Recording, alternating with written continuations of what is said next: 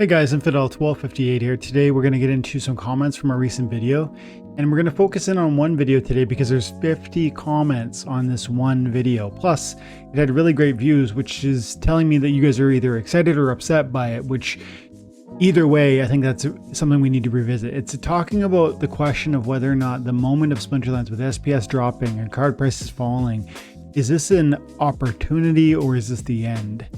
I've got my opinions. Apparently you have yours. Let's see what the comment section has to say. If that sounds interesting, stick around, stay tuned, like and subscribe. And if you're new to my channel, my name is Dwayne Cunningham. I go by Twelve58. Well, there's a new channel member right there. Welcome and thank you so much for the support. Oh, it's Tom. Good to see you, buddy. Yeah, so, oh, and we got Jim Morgan coming through. I love it. Okay, guys. My name is Dwayne Cunningham. I go by Twelve58. You can call me 12. Drop comments on every video. I regularly review them, and I'd love to speak to your question or critique. Let's get into it. So the video in question was called "The End or Opportunity," Splinterlands, and 680 views. Good viewership. Thank you. Appreciate you guys. 50 comments. That's very unusual. As I show you this, 5, 10. 20, that's kind of common. 50 is huge. Now, to be fair, maybe some of them are bots, and we'll see when we get into it, because that happens from time to time. I do my best to delete them if I see bot threads happening, but I guess always watch out, because frankly there are scammers who will try and send you to their Telegram, and so just watch out for that. Let's see what you guys are saying. I'm not going to necessarily do all of them, but I'm going to grab anything that sort of catches my eye. Let's see.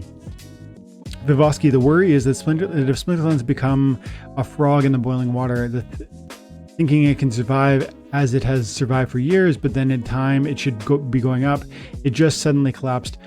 There's a little ESL thing in there that I'm maybe not entirely tracking with you, Vivosky, but I think I understand. You're saying, because I'm asking the question, is the game dying or are things just down, meaning it's a buying opportunity? And you say, well, let's not just look at the past and say, we should have bought when it was low before, as if that proves we should buy again today because it's low. And I think you're right. There's some truth to that. You do have to be discerning. And I think in that video, I did my best to sort of highlight some of the thoughtfulness that I bring to that conversation. It's not just, wow, prices are down, I'm going to buy.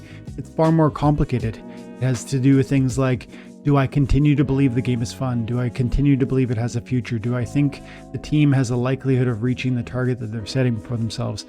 And each of us is going to have different answers to those questions, and those questions should inform your conclusion about the game. And for me, it does. But I appreciate you kind of thinking that through. Like you're saying, just because we survived before doesn't mean we'll always survive, and that's true. But it also doesn't mean that we're doomed. And I don't hear you saying that. I'm just pushing a little bit, Ketovore, I love your positivity, honestly. I think I maybe commented on this because I hearted it. Oh, 10 thumbs up, appreciate you. I'm not planning to quit the game because I still like to play the game, but it's a rough situation. Seems like everything gets super hyped, launches, and then rapidly depreciates in value. There's something sucking the life out of the game, and I'm not quite sure what it is. Maybe all the money pit side projects, promos. I think you're saying there's like too many things to buy. If whales start pulling up stakes, could the game fold? Is that possible? How long will Yabamat keep grinding it out? How much more runway does Splinterlands have? Great questions.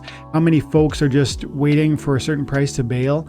It's scary to think about, and I bet I'm not the only one wondering these types of things either. This is such a good comment, and I think I might have hearted this having seen it, but I don't believe I responded. So let's do I'll try to keep it brief because I want to hit a few comments here, but I'm going to give you a minute or two here, Ketovore. First of all, thank you for the comments. You drop comments regularly. I appreciate you. And thank you for the encouragement about my positivity and about that I'm, creating content. I find this game enjoyable, it brings me joy. I like creating YouTube content. I like having a conversation with people like yourself who are curious or even excited about something that I walk into statement with. I've said this before and I'll say it again. This is not something I have a lot of people in my life who get it. So then I come to this community, and you're part of that, Keto4, where we actually have these thoughtful conversations. And does that always mean it's like bull, bull, bull, go, go, go, green, green, green, like no reason to be concerned? No, it doesn't, man. No, it doesn't.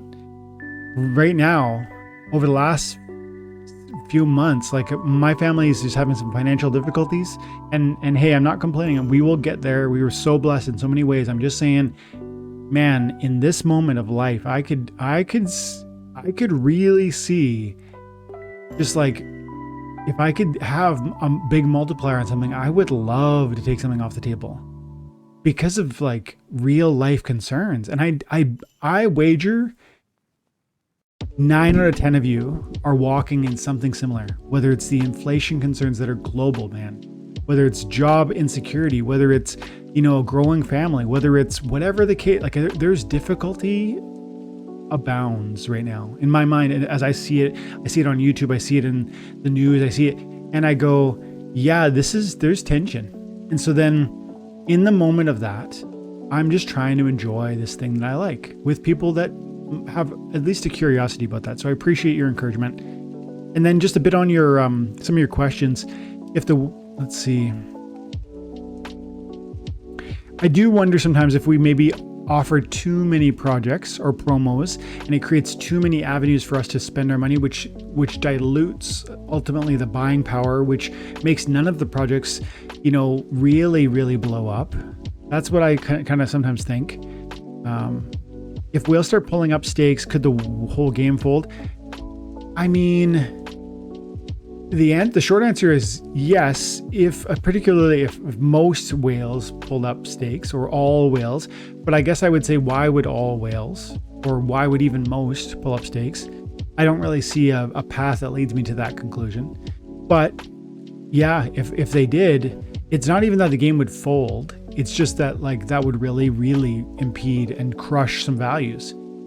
But why do we think that do we actually think they're leaving? That's a question I would give back to you. Is that possible? Yes, it's possible.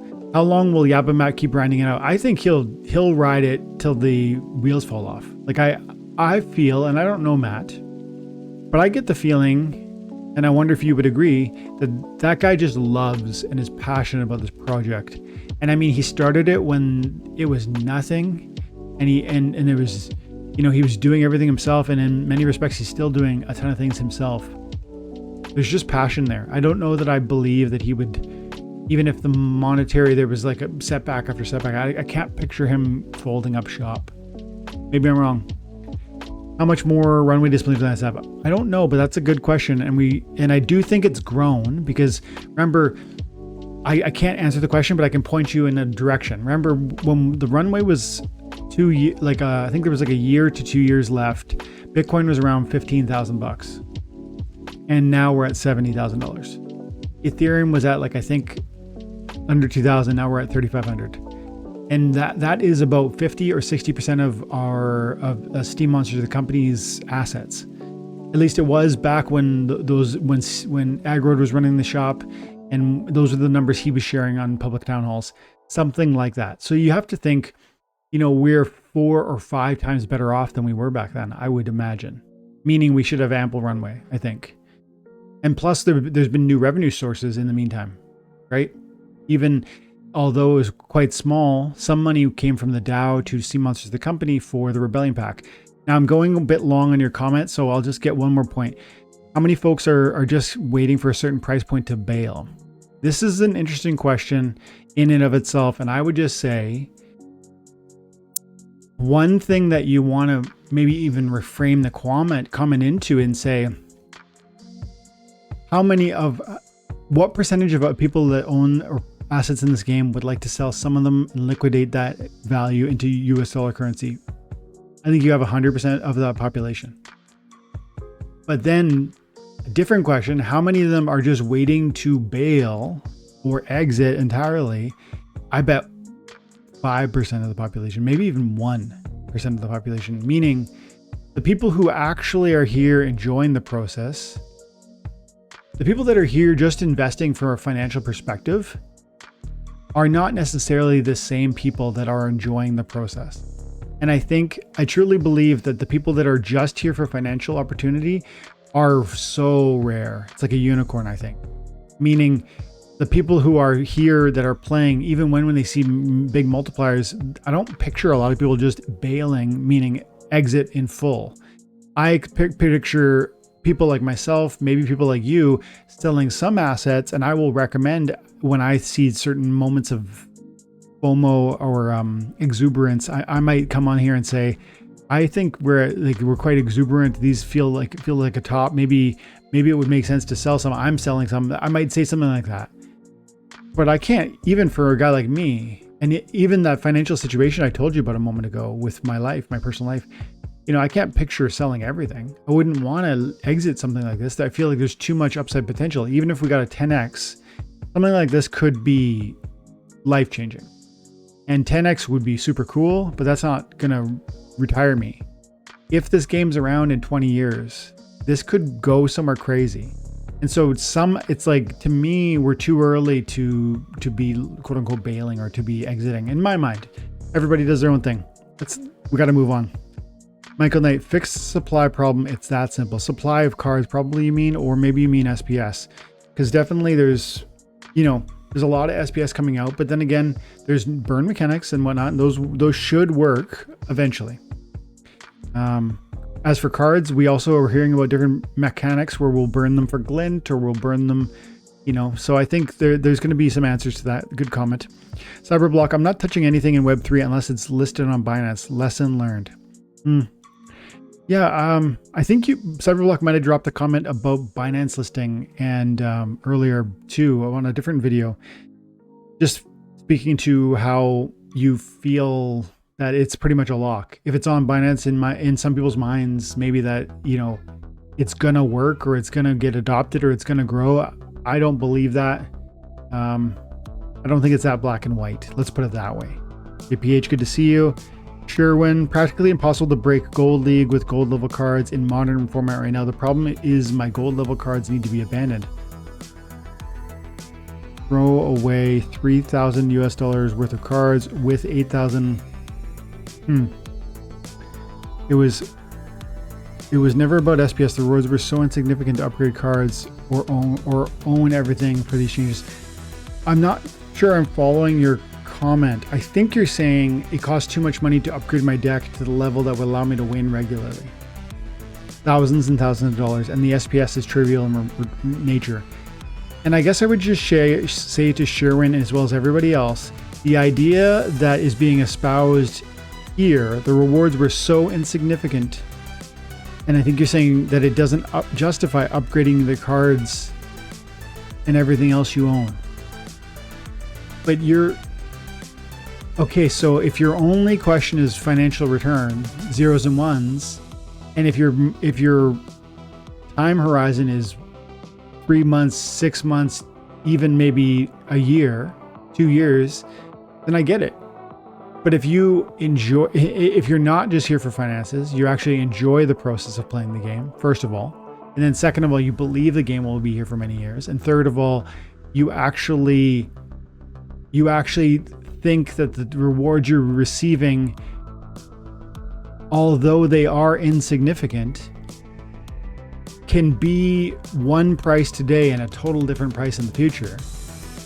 That's the thing that you, or maybe either you're overlooking or you're just not acknowledging it, right? Because if SPS goes from 2 cents to $2 at some point in the future, and if you accrue SPS with your $3,000 deck or $8,000, used to be $8,000 deck or whatever it is, from now till then, is that 2 months away or 2 years away or 10 years away? I don't know. I'm not giving a time horizon. I'm just saying, if that's possible, and if you play until then, do you see how much money you will have made based on this insignificant reward? This is the idea of a retroactive raise. When your employer says, and some people in the audience will be in a union, and unions often negotiate their contracts on a yearly or bi-yearly basis. And what'll happen is the union will fight with the company and they'll finally get a raise, and okay, we're getting a 5% raise or a 10%, whatever number it is. And what'll happen is we were supposed to get the raise in January and we got it in December. So we're actually going to go back all the way to January 12 months ago, and we're going to give you a retroactive raise. So we're going to imagine that you got that raise back in January, and we're going to issue that new payment, one lump sum to you in December at the end of the year, which is your current modern day moment. And so I'm saying, if you hold on to SPS at 2 cents, 3 cents, 5 cents, 10 cents, and then one day sell it at $2, was the SPS ever worth? Do you see what I mean? Like, you never sold it for 2 cents. You never sold it for 10 cents. If you wait until $2, if that even happens, you might say it's never going to happen. But that's the idea of a retroactive raise. And that really turns your criticism about the rewards being insignificant on its head, because they're only insignificant based on today's price point. If you're not selling them today and you're holding them till the future when they get more expensive, that conversation changes radically, to the point where if we even get to a 10-cent SPS and you're getting 6 SPS per win in gold or diamond in modern, right? We're talking 60 cents. You know, you can get 10 wins a day, right? $6 a day playing a video game, or $180 a month playing a video game. Do you see how that radically changes? So if you think $2 is not reasonable, do you think 10 cents is possible? If you think 10 cents is not possible, is 5 cents possible? At what point would the returns make sense to you? And are you selling today? Because if so, yeah, 2 cents is pretty small.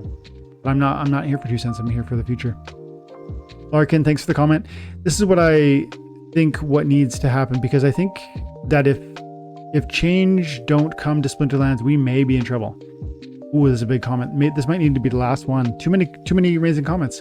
But let's finish with this one then. Larkin says, the first change is that number 1, modern needs to change a bit. Maybe have bronze, silver, gold rank and diamond champ rank, so players don't come up against max level players. I think they came into from wild, or players shift accounts. I don't know if that would do anything. Silver and bronze players would get slapped around by high gold. Diamond players would get slapped around by tramp. I don't see that as being valuable, but I'm going to keep reading. Number 2, we all need... Okay, actually, before I move on, you say something needs to happen and to change, and you're just trying to give an idea. So it sounds like you're open to some suggestion. I would argue and push back and say the existing changes have only been implemented for 2.5 weeks, maybe 3 weeks. We cannot start talking about changing the layout. In my opinion, period, that conversation. And to me, I don't want it. For me, I'm not at all considering radical rank reward changes, because we've just had them. Like, I mean, we need 2 months probably, because even on April 2nd, we're going to see new reward changes, which are going to drastically change the returns for each player, especially in those in modern, but definitely even those in wild. And so we can't, this number 1, we cannot get into that at this moment. Number 2, we all know that there are bots in wild. Get them banned from modern. Are you saying that there are bots in modern? Get them banned from modern. Yeah, because I mean, people have been increasingly saying that they think that there's either bots or battle helpers in modern. And I think we are working on that, right? The new Skylar hire seems to be aiming at this. So hopefully, I don't know, man. I don't know if we'll ever fully win that battle, but the extent to which modern has gotten more human to human has made it more fun and made the rewards better, right? So hopefully we can keep climbing that ladder and making progress. Number 3, get something to be able to earn and be able to flip to get some cash upgrades for your deck and guild without constantly putting in new fiat or crypto outside the source. Yes, we get SPS, but many people need to stake it to be able to earn points in higher leagues. It's not a small amount you need. Yeah, this is a fair piece of feedback, and I will add to this. This is like a lot of people feel this way. I don't know what you do there, because frankly, we tried giving away free DEC, we tried giving away liquid SPS, we tried giving away cards that were sellable, and every time it happened, it got exploited by bots. And more to the point, the SPS that is staked can be unstaked within 4 weeks and sold. Now, you just said you don't want to do that because you need it for higher points and higher levels. And I get that, and you're right. But I do think it's reasonable for the team to say, look, we paid you that. And increasingly that number is getting higher and higher. In Modern in particular, at Gold and Diamond, 6 SPS is very normal. And that's like low, like that's D3 or Gold 1 for Modern for a win. And then I think we're going to see double that when the chest SPS is removed, and then spread across from ranked battle rewards. That's big. And so when people say that they get no financial reward, in my mind, it's over there, and we need to handle that accordingly. Cash some out if you want. Maybe take 30% of it. And every month, take 30% of it, sell it, and use it for cards. I don't know. That would be one approach. Anyways, let's say it that way. You no longer get cards to flip, etc. No more packs. Yeah, I mean, you could participate in tournaments too, by the way, and that's more liquid SPS. Plus, tournaments are free, so I'll tell you that too. Number 4, you say SPS needs to go up somehow. Yep, I think it will. Is exchange listing one of... or burning more SPS, or new big whales that want to join in. You're saying like any way that we can make it happen. I agree. Yeah, man, if SPS goes up, every other problem gets smoothed out. I mean, how we perceive it. And I actually believe, this is a good place to land the plane. I actually believe that it's reasonable to imagine SPS going up from here. I don't know about tomorrow, but I'm saying I believe there's a trajectory that leads it to a higher place, because I believe in the game, because I believe in the team, because I enjoy the game. I'm willing to be patient with it because I earn cryptocurrency with it, and I value that cryptocurrency higher than its price. I'm happy to accumulate it, though trivial or insignificant in nature, just to sit on it and wait and see what might be. I believe this is revolutionary. Do you guys? If these are some thoughts that you walk in, then let that be a foundation that you kind of build your approach on. And if something about those things feels wrong, like, no, Dwayne, I don't think it's going to be here in 5 years, or no, Dwayne, I don't think the team has a good vision, or I don't enjoy the fun of the game, or whatever else criticism you might raise, let that inform your decision. Be thoughtful, be analytical, find solutions within the existing system, or make a decision to move on if that's, and I'm not talking exactly to you, Larkin. When I say that, I'm talking broadly to anyone because I genuinely believe the beauty of Splinterlands is that the people who receive rewards for their time and effort have an opportunity to sell it. If we fail to acknowledge that, the community of people who play the game fail to take advantage of that, then ultimately there's nothing different between gold coins that Mario collects and SPS tokens that I hold if they stay tokens. The only realizable difference or discernible differences can be that I can turn SPS into US dollars. And that doesn't mean I'm going to send every penny, every SPS to the bank. But the reality is that I can, and one day hope that I will be able to do that with some of it. And I imagine most of you feel the same way, whether that's in 2 weeks, 2 months, 2 years, or 20 years, I don't know. But I'm going to enjoy the ride in the meantime. Thank you so much for the comments, guys. And I appreciate everybody who I quoted, but also just everyone who I couldn't read tonight. Erroneous, Supreme Victory Studio, Compty, Jason Jenkins, Firebolts, Christopher. Lots of great comments. I appreciate you guys. And thank you so much. Have an amazing day. God bless.